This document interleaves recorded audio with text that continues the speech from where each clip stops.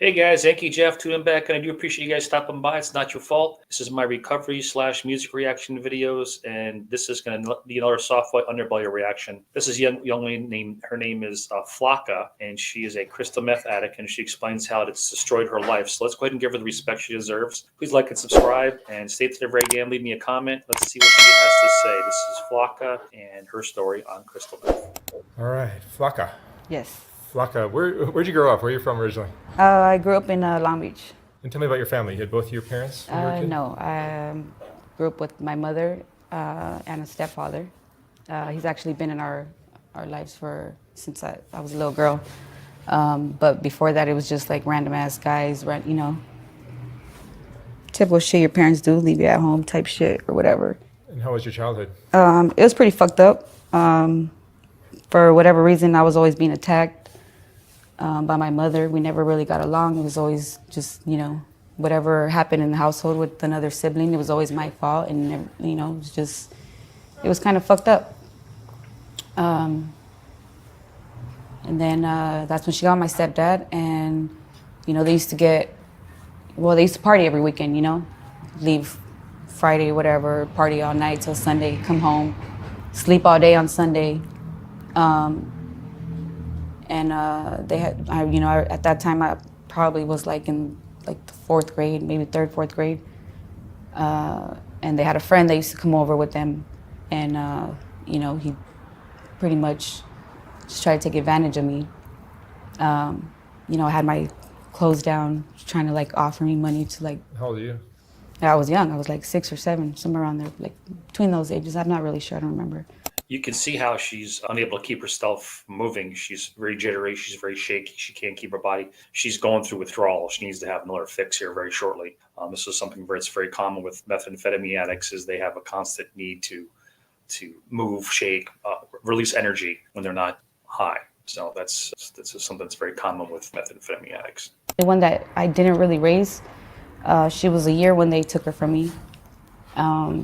And it was so stupid too, because I had been clean. I was clean, and the social worker came. They had been trying to get a hold of me. They were living with their dad at the time, and I was just kind of everywhere. And they were like, we need you to come in and test. And I had been clean for at least 3-4 days. And the day of the test, I went and got high. And it was who the fuck thinks of shit like that? Your whole case could have been closed if you would have just waited to go test and then go get high, or not get high, But that's just how fucking addict minds think, or we don't think. We just, we just do. Do you think there's some self-destructive streak that just makes you kind of sabotage yourself? Yeah, all the time. We were talking about this in rehab the other day, just self-destruction, self-sabotage, fear of not knowing if I can succeed, or if I can make shit happen. So it makes you just not want to do it. It makes you not want to try, and it's easier to just fuck everything up. And because I know my kids are good, well taken care of. They're in the system, but they're not in the system. They've always been with family. So I think I use that to just be fuck it. I can't give them nothing right now. I can't give them a home. I can't feed them. I can't do shit. So it's I just kind of go with that, and I know I shouldn't, but that goes along with just guilt and the shit I put them through, the shit they've seen, and it's, shit that kids should never see. Sitting here taking a gang of pills, trying to kill myself, and the kids are looking at me like, "What's going on, Mom?" And rushing me out the house to the hospital, and it's kids don't need to see shit like that, or it was just so much violence. My kids seen a lot of violence. And I'm talking about not just, going heads up. I mean, destroying the whole house, barricading yourself in the house, throwing knives, stabbing, everything. Had them living in, room to room. It's shit that kids don't need to see, So right now I just feel I'm living out my karma type, Who knows, maybe, God has something different for me later on, but for right now, I even lied to my parents. I was I'm not gonna leave. It's this is the last time. I've never had a breakthrough with my mother. And when I was at the rehab a couple days ago, I finally texted her, And in all honesty, I only texted her because I knew she was gonna bring me money and cigarettes and stuff like that. So I was like, let me just hit her up real quick. And so I did. But it was like a whole nother experience because as soon as I hit her up, you know, it was just a quick text. She was at work and she was like, you know, asking if I was okay, why haven't I hit her up or whatever. And then she was like, when I get off of work, I'm gonna call you. And I'm over here like, well, don't call me because I'm not supposed to have a phone in rehab, but I do. So just text me and I'll call you.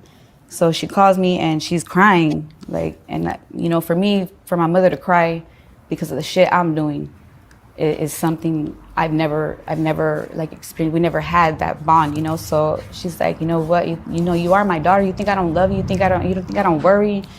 And like that shit made me cry, only because we've never had that. So I'm just like, damn, like I really am a fucked up ass. Like, she pays for my phone.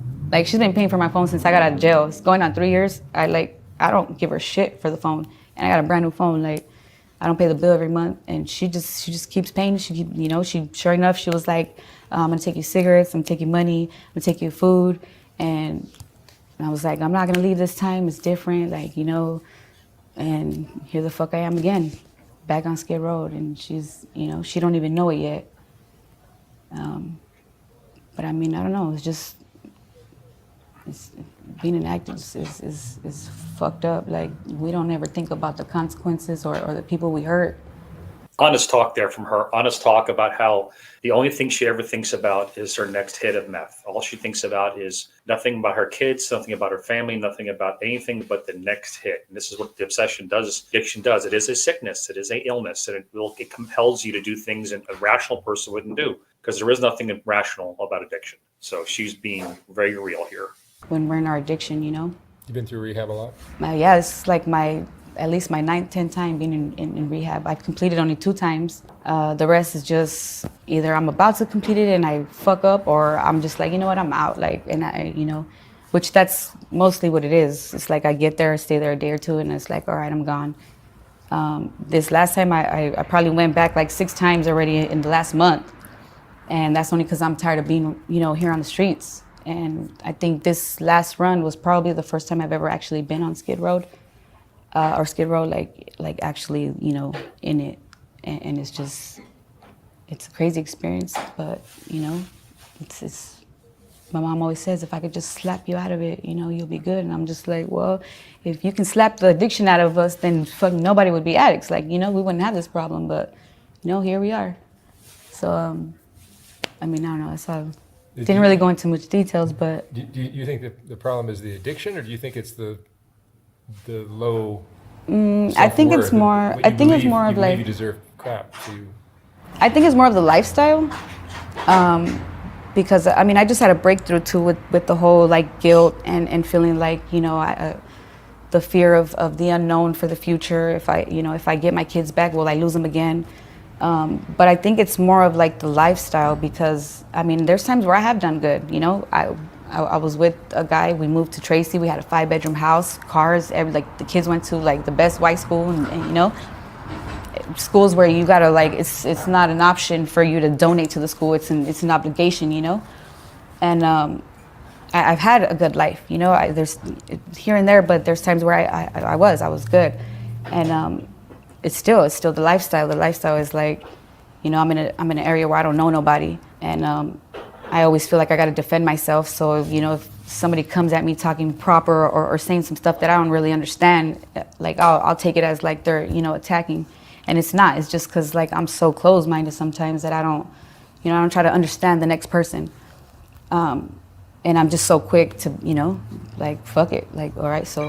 And like I said, she's talking real talk here. All she's talking about is what's going to happen if she stops going to rehab. She knows what's going to happen. She's more scared to stop using than she is to stop going to rehab. So that's the pull. That's the yin and yang of addiction. It's do I stay high and not feel anything, or do I seek rehab and possibly get out of this situation I'm in? But of course, that's not a person who's thinking this. If they could think clearly, they wouldn't be in the situation they're in. So let's get back to it. So it's like, I can't go to another place and be like, well, I can't talk to you because, you know, I'm from here. That's just, to me, I don't know. But so I never really joined the gang. But yeah, I mean, I've been around dope my whole life, you know, dope, alcohol. As far as for, you know, Mexicans in my family, you're never really an alcoholic.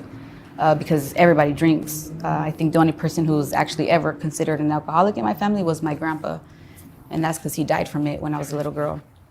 Who also, which I lied to my mother about this too, kind of had a breakthrough when I first got out of jail. Was Christmas, and it was just me and like 3 of my sisters, and I guess they were drunk and they were feeling some type of way, so feelings started coming out, and you did this when I was small, and you did this, and my mom was like, well, I was, my whole fear was that, Grandpa was gonna do something to you guys, and, because he was a drunk, like he didn't know what he was doing, and I looked at her, and I didn't have the heart to tell her, like, well, yeah, it did happen, but I mean, if you were so scared that he was gonna do something to us, why did you put us in that situation? You know what I'm saying?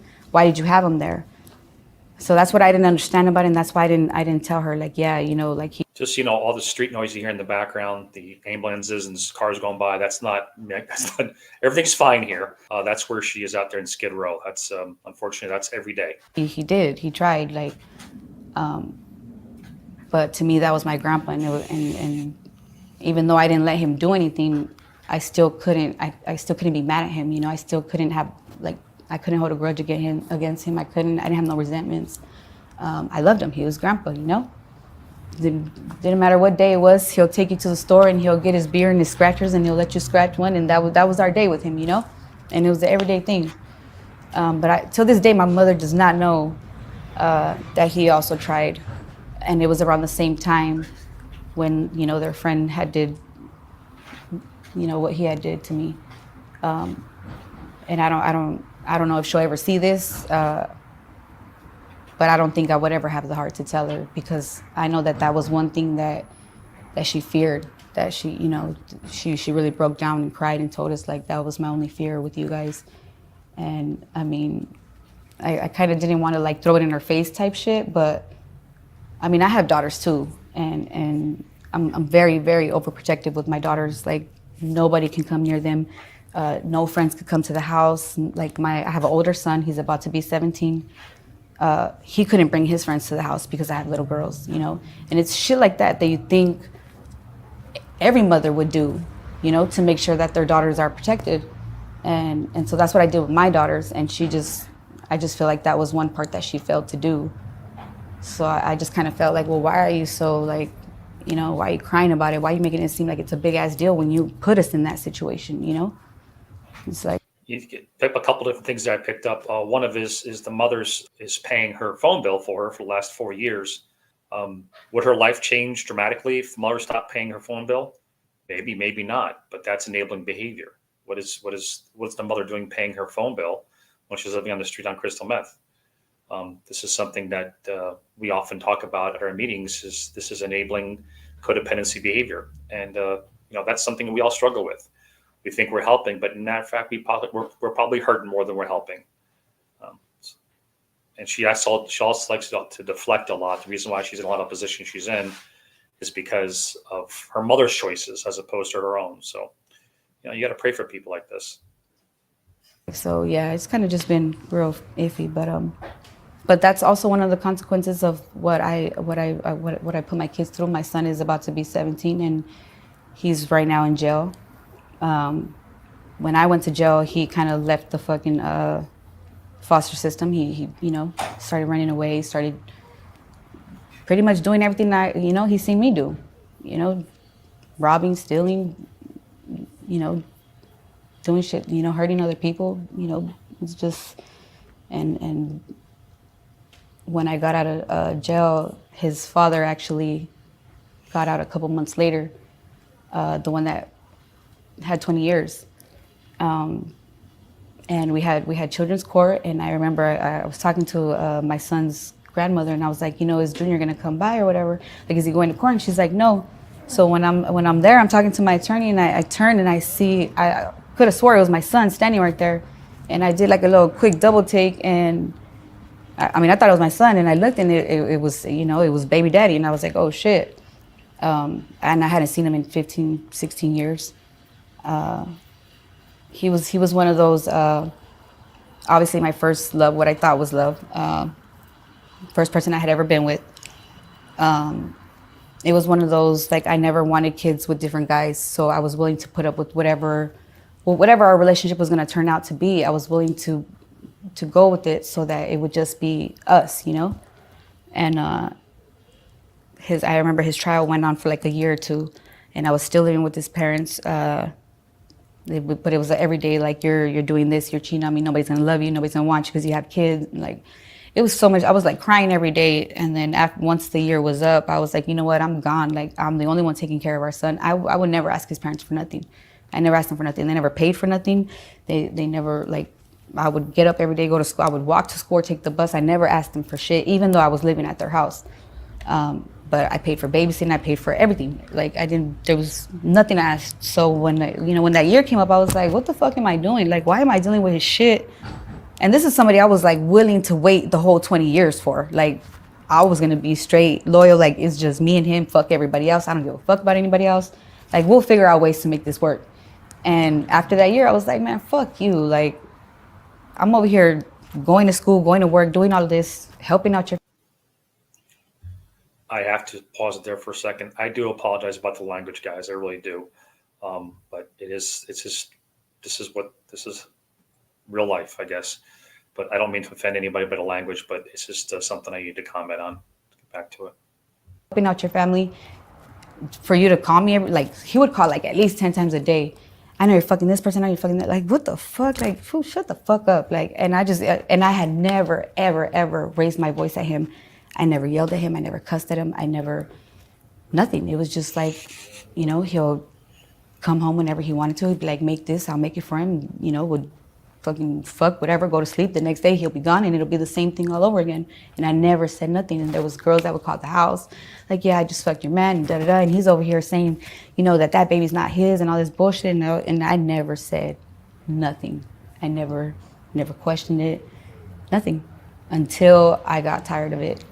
And I remember one day he called and I was just like, you know what, fuck you, fuck everything. Like, you're no good. Like, and that was probably the first time I ever yelled at him or cussed at him or anything. And he didn't know who I was anymore. Like, and that's just kind of how our relationship has been since then. I never kept my son from him or his family. They were more than welcome to come pick him up, see him, or take him to go see him. I never denied him that. I never spoke to my son about his dad because I'm not the type to be like, oh, well, your dad's this, your dad's that. Like, no, like, just you go see your dad. You have your own opinion. You have your own relationship with him. You'll see, like, when you get older, you can make that determination or whatever. And That's honor lover. so when he got out, I gave up custody to him because they wanted to, form a bond or whatever. My son was for it, so I told him he's older, so it's not like we got to go with what DCFS says or anything, or social workers or courts. It's basically what my son says, because if not, he'll just up and leave just like me, just kind of like how I taught him. So he's like, yeah, I want to be with my dad. Gave up my rights so that he could go with his dad. That worked out for about a month or two. Ran away from dad, did all this shit, and now he's in jail, And it's just a cycle. It's a cycle that we continue to fucking, with every generation. It's like, when the fuck does it stop? It's not the life that I wanted my kids to have. It's not the path I wanted my son to go down. And it's just like, it's exactly what's happening, Just trying to figure out where I need to be, If I don't know if I'm gonna continue to use, or if, I finally get it together, but that's just part of being an addict, You think you hit rock bottom, but then you don't, and you just keep going and going and going, either until you die or you're hospitalized, or, just. Never think for 1 minute that things can never get any worse, because they can. Don't think that that your rock bottom is the rock bottom, and then you feel like it can't get any worse, because if you don't keep yourself on that beam, you don't keep on working your program, you'll see what worse is all about. So Flahka stays in rehab, hope she gets the help she needs, and she breaks the cycle she was talking about, breaking the cycle that her mom is, she is, her kids are going to be, well, it's just a tough situation. It really is. Thanks for watching, guys. I do appreciate it. Say a prayer for her. Let's say a prayer for people like Flahka. And keep coming back. It works if you work it. Stay in rehab. Stay on your beams. Stay going to groups. Stay going to your meetings. And by all means, it has to start with somebody. So let it start with you. Okay? Have a good evening, guys. God bless you, and we'll talk to you soon.